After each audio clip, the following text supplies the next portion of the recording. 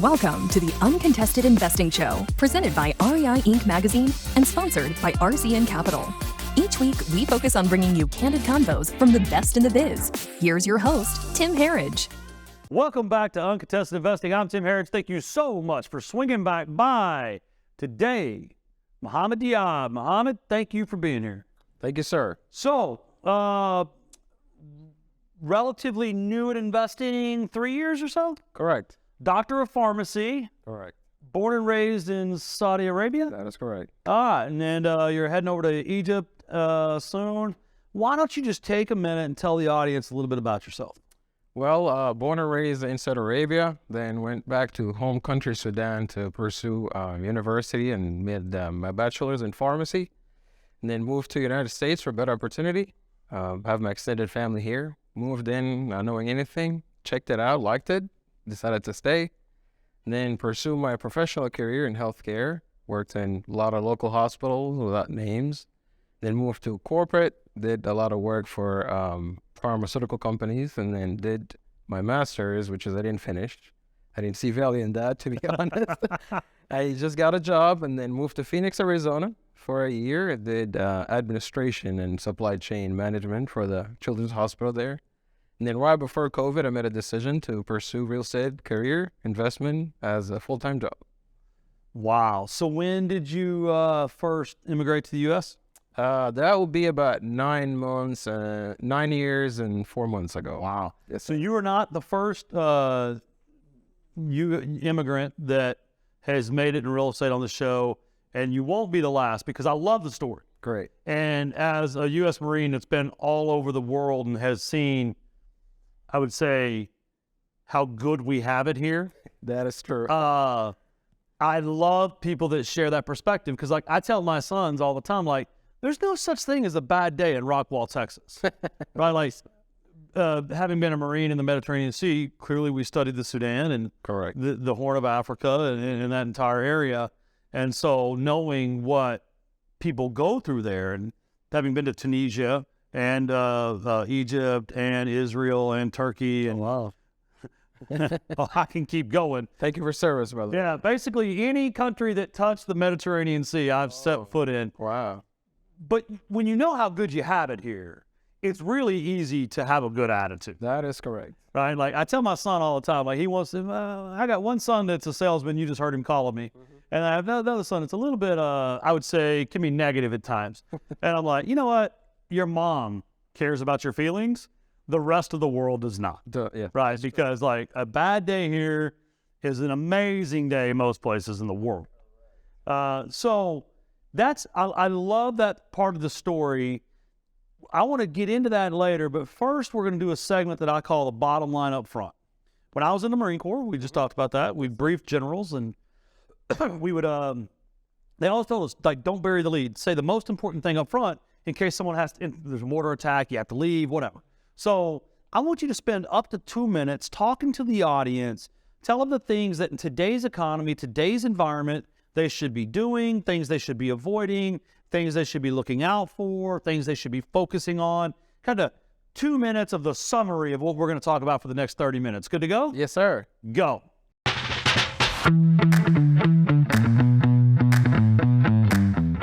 I would definitely focus on education. Just learn up as much as you can, diversify your knowledge. With that comes opportunity that you're going to discover along the way. And then do whatever you love, do whatever you're motivated about and where you can find yourself. This way you can keep going and you have a self-motivation.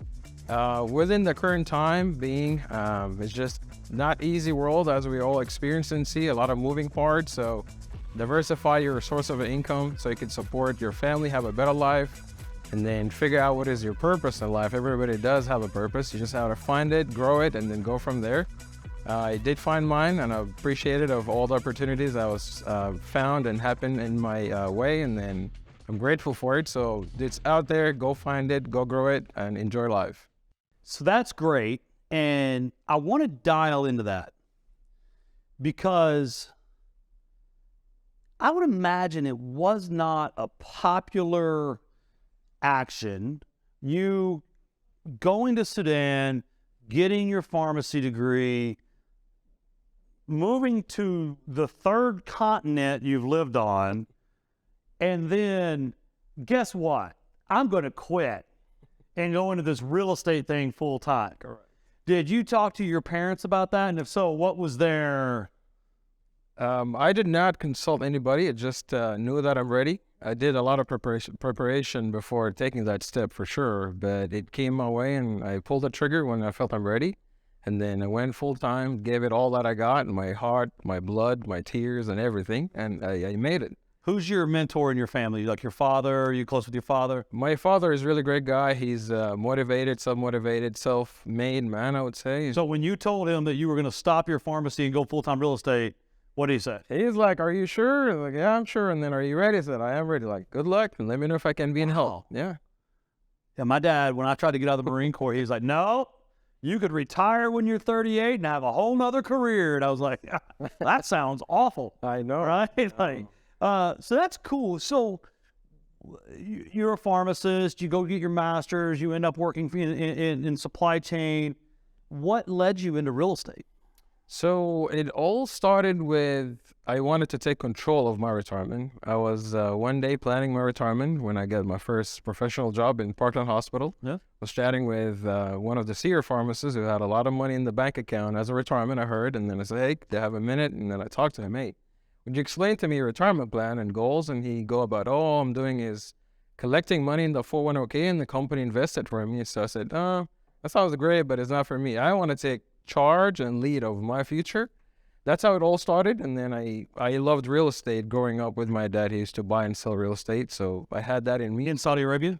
In Sudan. In Sudan. Back home, yeah. And then so I found what I wanted to do, and I had the decision that I wanted to take charge of my future retirement and how I'm going to make money, how I'm going to live. So real estate was the way how I started, didn't know, but I just learned on YouTube, books, articles, podcasts. And What was your first deal? So my first deal, I wouldn't say a deal, but it's a funny story. Transaction. Yeah, I got into a fight with an apartment complex, a leasing agent, and she didn't have the best attitude. And then we got into an argument, and she was not the best that you can deal with. But I said, "Why am I here? I can afford buying a place." So I made the decision, and I switched to working from day shift to overnight so I can have higher pay and save more. So I did that for 3 months, saved my down payment, and then went shopping, that was back in 2016. I did put 6 offers, didn't get any, and then I was like, this is not working. And then the 7th offer, I got it, and then moved forward, bought the house, moved in as a townhome in Irving, bought it for $62,000. And then Worth 400 now. oh, crazy! Next door neighbor sold his 2 years later, double the price. So I said that was the spark.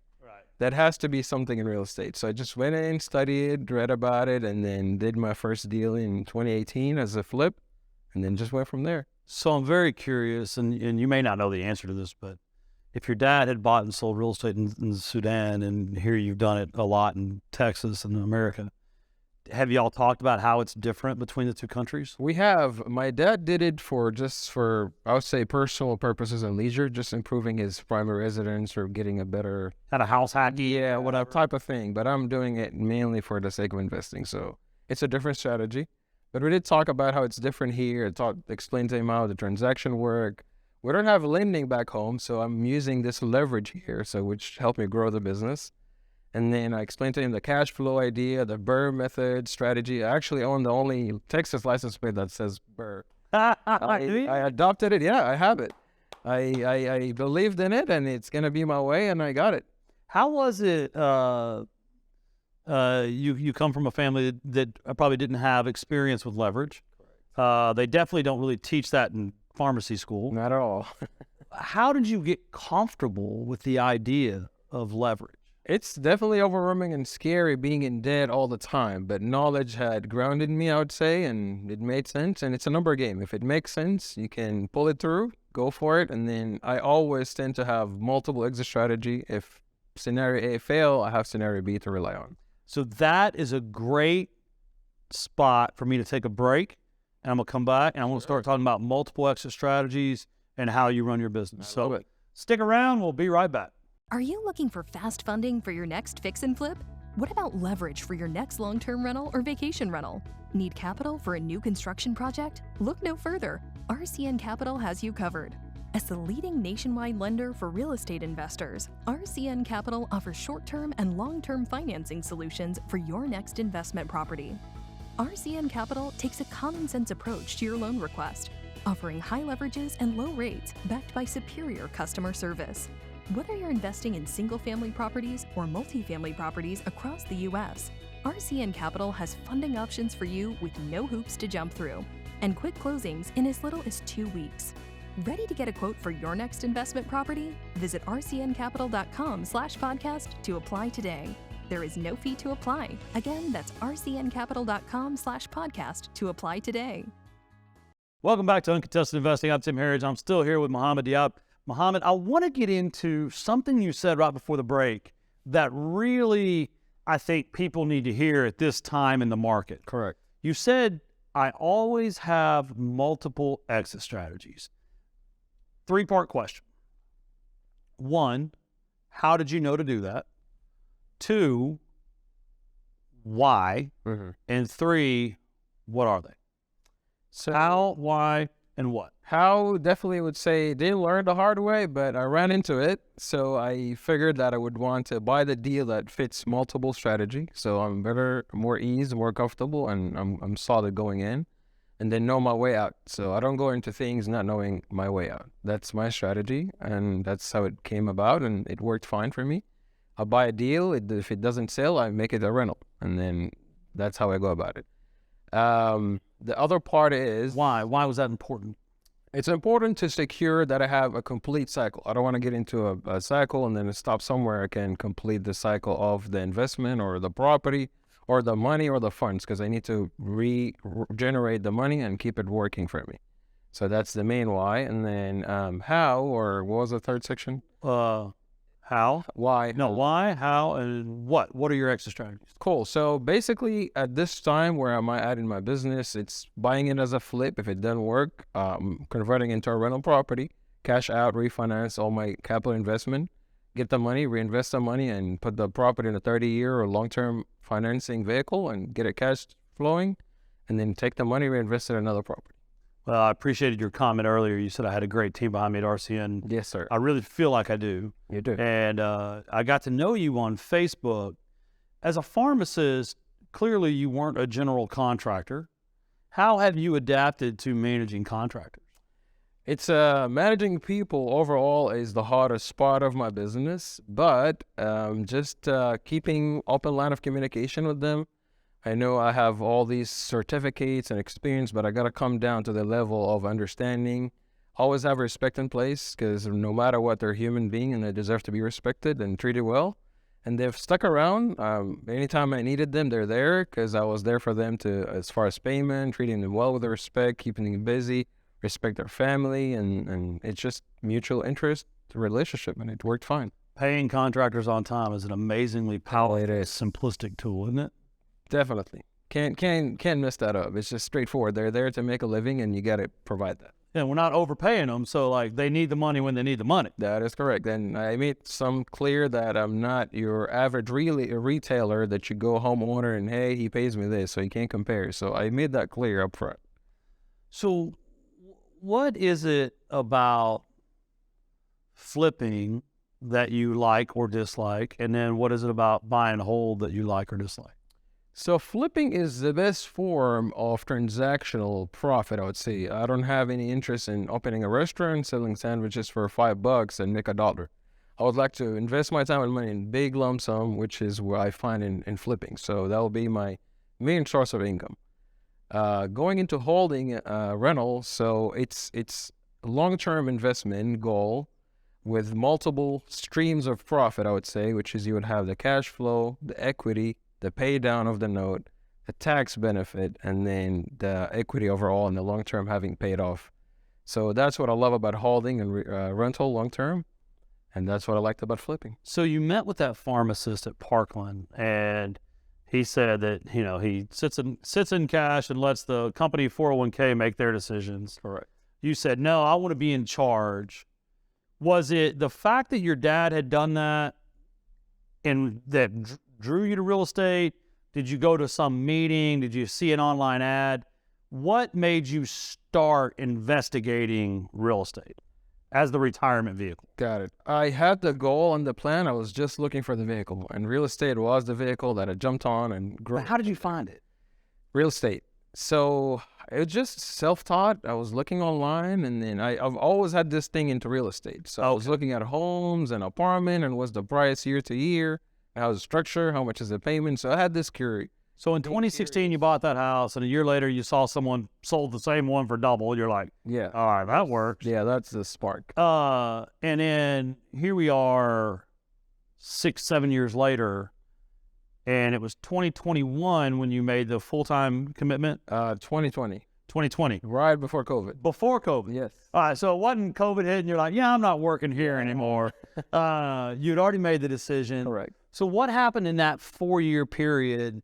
Did you dabble one at a time? Did you, talk to me about that 2016 to 2020 period. So 2016 to 2020 is all, I was doing it part-time. I was used to saving enough amount of 20% to buy one rental property a year. That was my goal. So I bought about 4. And then 2020. So at that time, you're still a pharmacist? Yes. Still working the night shifts to save up, make more money? No, I moved from night shift to another bigger health system to a pharmaceutical corporate to do operations and account management, then to Phoenix, Arizona, Children's Hospital to do. All right, so you're working a big corporate job, you're making good money, you're just trying to save up enough to buy one a year. Yes. What changed? So what changes, I didn't see any opportunity for me to grow in the health care system, and I made it to the top of the ladder, I would say. I was in administration, making 6-figure income, and there's really not much I could grow unless I stick in this position for 15 years and become a director, which is, I had no interest. So I made the decision to start flipping. So I bought the first flip in Texas while in Phoenix. So that was a miserable transaction. But I learned a lot the hard way. My brother was managing it. He didn't know anything. He would look a picture in Google and he wanted to do that there. So may I ask how many homes you own right now? I would... Over, under, if you want to. Yeah, sure. Right under 20. And then this is my goal to hit the 25 mark. And how many transactions have you completed since 2016? Since 2016, I would say about 65 to 70. Okay, so you've done 50 plus transactions and you own around 20 houses, and you're not a pharmacist anymore. No. You derive your full-time income and all the other profit centers with the buy and hold. Where does it go in 5-10 years? Is it all single family, or are you going multifamily? Well, what are kind of your goals? So my vision is to group as much as I can and to grow the portfolio into into single family, but I have my eye into multifamily. Currently, I'm studying the underwriting and the management part of it until I have good grip. Then waiting to see the market. Once the numbers are right, I'm gonna group 2 or 3 of the single family, sell them, and use that capital of equity to deploy into buying the first multifamily. And that's how I'm going to go about transitioning from single to multifamily. Because multifamily is about the same cash flow, I would say, if I buy the right properties with the right numbers. But it's just less work, less management, and there's more way to grow the equity there. That's wild. So I want to talk about the bad things. Tell me about the first flip while you were out of state. What went wrong? And specifically, let's share with the audience what you did wrong and what you would do different. So I would learn more into construction. I didn't know nothing about construction. My brother didn't know anything either. So you picked a project manager that didn't even know about construction? No, we bought the right property, but didn't know what goes into the walls, what is first, what is second. City bust in, stop the job, and we need to go back and get permit, demo some of the stuff we did. So we went the other way around. So I would enforce learning of what are you doing and how it's being done correctly. So do it once and do it right. Or hire a qualified professional. Here's the thing, if it's qualified professional, but if you don't got enough knowledge to manage them and know if they're doing the right or the wrong, you're going to be screwed too. Yeah, I mean, I think so. I mean, it's a say, you don't know what you don't know. Correct. No one knows everything and everyone knows something. That's true. Right. And you have to balance all of that out. So what part of the business as we sit here in 2023 do you enjoy the most? I enjoy the freedom, flexibility, even though I don't have a lot of it because I'm involved in my business 24/7, but it's a choice I made to just do it faster. But the flexibility, the financial freedom that I'm getting into, it's amazing. It have great potential. As I said, I'm leaving the country for a 6-8 week trip. I can stay longer, I can cut it short, nobody has a say. So the freedom itself, it's priceless. I have enjoyed my time in this business over the last 20-something years. One of the reasons I finally joined RCN was last year was the last season I coached Little League football after 15 years. My oldest son, I started coaching him when he was 5, coached him until he was 13, and then my youngest was like 4, and I started coaching him, took him till he was 12. Right. I missed it this year. I missed it in 2022, but I also saw the other dads leaving for football practice in July, and I didn't have to, and it was kind of nice, right? But though that freedom to be there on those nights and weekends when a lot of people had to work late, Correct. getting ready for that, it was priceless. And when I look back, it's one of the best parts of the business. Yeah, time is the most precious things you have in life. And once you have control of that, you've got it all. Exactly. Correct. So we're going to take a break. We're going to come back, do the money minute, and then get into some rapid fire. So stick around. We'll be right back. Thank you. REI Inc. is a monthly business publication for real estate investors, covering all types of real estate investments and strategies. It is the most comprehensive real estate investment publication on the market. All of the articles are written by the top leaders in the industry, so investors are assured of always getting the best information possible. Each month, REI Inc. also profiles the top companies in the industry and provides insights and data into key regional markets. Along with their sister platforms, the REI Referral Network and Highest Invest, real estate investors have exclusive access to off-market investment opportunities and national acquisition and disposition initiatives. To learn more, visit www.rei-inc.com, where you can also access the REI Referral Network. Also, be sure and visit www.highest-and-vest.com to view the latest exclusive off-market assets with near immediate acceptance decisions and closing strategies. You can also email marketing@rei-referralnetwork.com to request more information. Welcome back to Uncontested Investing. I'm Tim Harridge. I'm still here with Mohammed Diab. Mohammed, I want to go straight into the money minute. Let's do it. So imagine there's an entrepreneur out there that maybe it's a young Mohammed at college in the Sudan. Maybe if you want to speak to potential immigrants, if you want to speak to past immigrants, if you just want to speak to all entrepreneurs, you can speak to whoever you want. But the audience, they only get 60 seconds of advice all month. And this is it. It's got to be your best stuff, your most motivating stuff. You ready? Yes, sir. Go.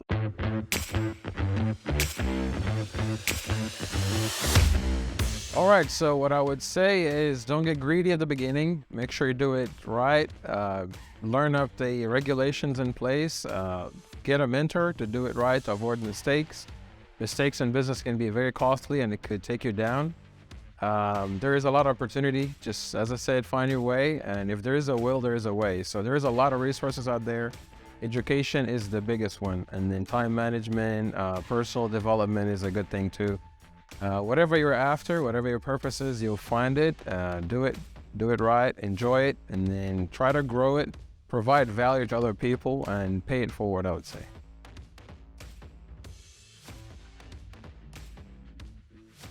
So speaking of paying it forward, one of the themes of what I heard you saying earlier is you seem like someone that, I wouldn't say always has a plan, but tends to have a plan. Correct. How important has a plan been to your success? I would say it's very important. It factors in your steps, your structure, and then the structure of your success and gives you the roadmap. So you always have to have a plan. I'm big on that. Just to avoid not knowing what to do next and what is it happening in the timeline. So I think it's really, really important piece of the puzzle to make sure you do it correctly. I know you buy from a lot of wholesalers. I see you all over social media. And I would say that entrepreneurs in general, but specifically wholesalers, a lot do not have plans, and they don't really think through like the 3 numbers that they're going to give you and try to sell a house. But let's pay something forward. The wholesalers out there, the people that maybe they're on their first or second flip, what advice do you have for the people that are like maybe you in 2017 or 2018? If we were to talk specifically to wholesalers, we just want to tell them, make sure everybody wins out of this transaction. The owner, you get paid, I make money, the title company do it right. So everybody has to win. Don't overtake anybody's portion, just make it reasonable. And if it makes sense, keep ethics in the transaction, as I said. So I heard you earlier, don't be greedy. I just heard you say, make sure everyone wins. Yes. I love that you mentioned title companies. Correct. So many investors, the first thing they do with the title company is, well, what are your fees and how low can you go? And then they complain nonstop about lack of service. Correct. It's like, well, I mean, you just told this company you don't want to pay for service, but you're demanding service, yes. Right? Like, you don't go to McDonald's and get a Wagyu steak, right? Like, I mean, you just don't. No, that's not how it works. You have to be realistic. Right. And I love that. How important have relationships been in your success? It is very important, and as I always heard, and I found it true, your network is your net worth. So relationship goes a long way. I've gotten to a point where I can run a whole business just from my chair or from my bed.